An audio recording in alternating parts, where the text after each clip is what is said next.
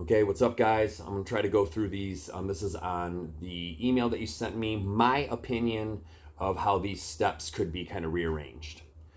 So numbers 1 through 6, I like. 7 through 10, I say either take them out or just add them in your cool down series. Take them out of here. No forward folds early. We'll talk about it later.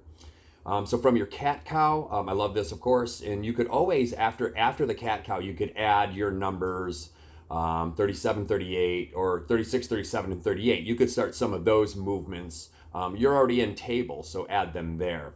So I, of course, love the down dog and that whole series that we're doing, and I'll make a suggestion on how you can add a couple more of these flows that progress from this before we make our way up to our feet. So I'll do a video on those flows.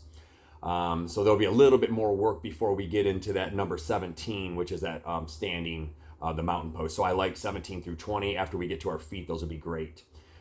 So going through your one leg balance, like all of this, getting into, again, how we use 30, 32, 33, 34, we could really take or leave that. Maybe this is a place where we could do a little bit of child's pose, like we kind of reset a little bit. So as we're moving down the list, again, locust pose, use it, don't, whatever. It's not necessarily a part of a component. So if that's just because you're on the ground and you wanted to do some core work, but I think the body's kind of ready for Warrior 3 at this point. Again, your bridges, using your bridges as we work our way back to the ground. So after we've done our Warrior 3, go into like your bridging sequences, always mix in a child's pose wherever. And again, like the 51, 52, those high lunge, we can build those into our variation that we're going to use. Again, my suggestion, much earlier in the flow. So then, yeah, you can go do a complete like brain reset, have a little convo, and then talk about the pinnacle, the apex, right?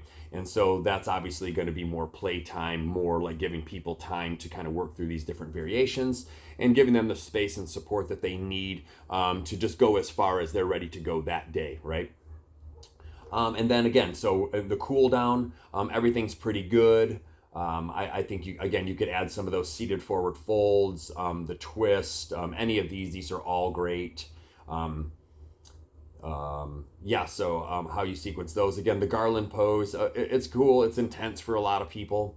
But probably after the Warrior 3, people are going to probably want to get on their back. So that's my suggestions. I'll make another video on the addition to the flows that I mentioned.